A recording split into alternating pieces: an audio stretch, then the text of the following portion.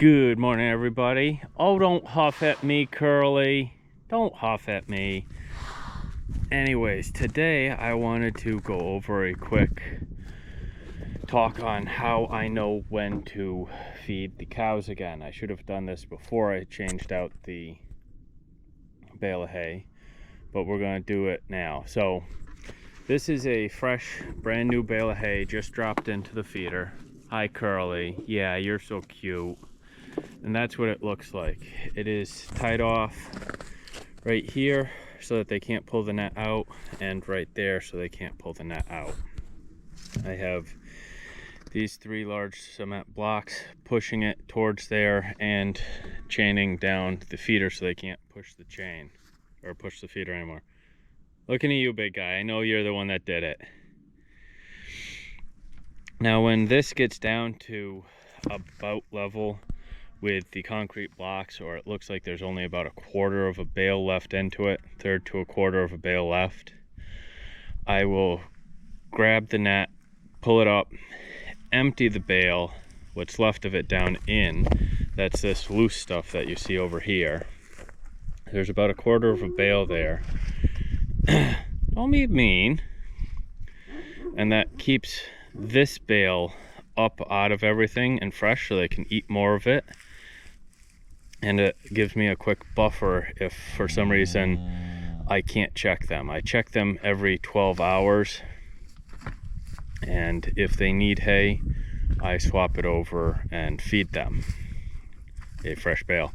But if, say, for some reason I can't that 12 hours, again, I check them every 12 hours. So I'm going to see, oh, they got plenty of hay, or oh, they've got enough, I can wait 12 hours. The only time I let this go lower than that is when I'm about to do a big move with them. I'll let them eat all of this down. I'll empty the hay net, keep the hay net out, let them eat all that down, and then later that day I'll do the big move. Like when we moved the calves, I let them do that. That way I could draw them up underneath where Lace is right now. You can see her. I used a bunch of gates to fence that off. So I used hay then and grain to call them up underneath as a motivator. They are very food motivated animals. And then when I separated the calves into the barn, I put a fresh bale right there, and so they were all focused on that, giving them a distraction. So that's how I typically feed them, every 1/4 bale. That way they always have something to eat. They always have food, they always have water, they always have shelter. If it's going to be really nasty, like sub-zero and extremely windy, I'll put them in. It's looking like next weekend I'm going to have to come and clean in through here. I'll grab the excavator and just pull all of this stuff out, pull it into a pile back down to the concrete. And I'll do that every month, month and a half as it needs it. But they always have water. Algin, he's always got food. I put in most of the time, especially on cold nights. And I will bring the feeder in and feed them grain anytime it gets extremely windy and cold, just as an extra boost. So now we're going to take a quick cut and we're going to head up to the calves. Say hi, calves.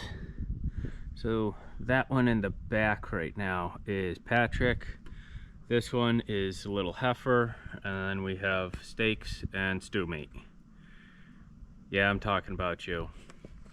So you can see their setup right here, and how I have this set up is just one of those ring feeders, very similar, but this one's a solid circle, so it shouldn't bend like that one was. And I put this piece of OSB and some 2x3s and a 4x6. So those are, the OSB is screwed to the wood, and these are just braced in, and over there I have it chained in so it can't move. And this pushes the hay bale more towards them so they can't push it away from them and can't reach it. And it looks like they've got this about 1/3 to 1/2 eaten down. Once it gets a little past half, probably like I said, about a third to a quarter left, depending on how much they can reach, I will again come in with a chain, pick it up, drop most of it there, again creating that base to help it stay off any mud or gook and prevent it from freezing to the ground, and put the fresh bale on top of that. That gives me again that buffer of hay as well as this, and then next year I will come with the excavator and just clean it all out completely. Now you'll notice that the calves are in this double fenced in double gate system. That's because of him, you right there, yeah, you. These guys, 3 of them are being weaned. Patrick, he's already been weaned because he was the house cow. Hi, big guy. These other 3 are being weaned, so they desperately want to break out and be with mom. So I have a double gate here. Both are chained to this telephone pole, which goes down 6 feet and is cemented in. That pole on the other side of the feeder goes down about 3 feet and is cemented in. Double gated over to the shed, which is chained down and cemented in. And then on the other side there, you can see we have that pole cemented in, chained to, and then we're just chained directly to that tree. If they manage to move it after that, good for them. Each one of these gates weighs about 150, 160 pounds. Now what you can't see is that fence actually goes to the back of the corral and then out about halfway down the shed. And then I've chained that. Hey, big guy.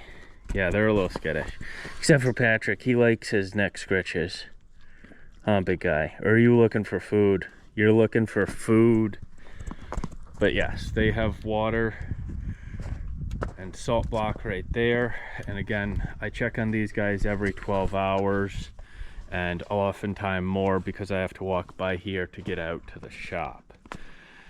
The reasoning for the double gate is that internal gate is all hooked together back there. So if they get their head stuck under here, they've got to pull all of those gates. How many is that? It's 1, 2, 3, 4, 5, 6, 7, 8, 9, 10, 11 gates they'd have to pull.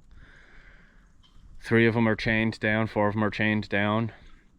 What this second gate does, the second set of 3, more adds a visual deterrent. They realize that if they get their head under there, they've got another one they've got to get their head under there, and they can't do that. That helps just visually deter them from even trying. It should help a little bit if they do try, but the main goal is a visual deterrent so they don't even try in the first place.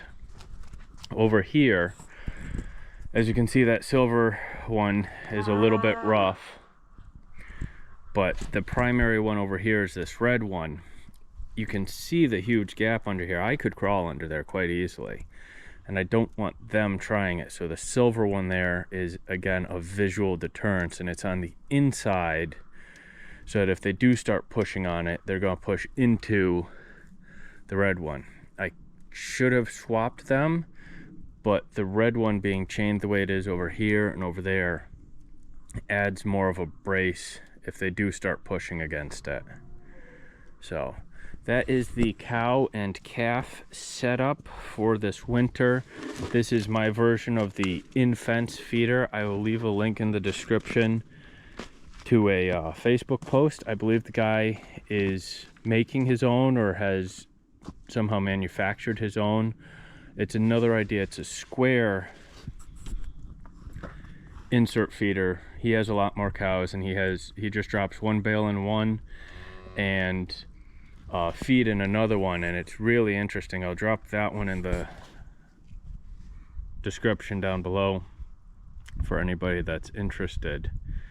Any questions, comments, or concerns, feel free to ask, and have a wonderful winter.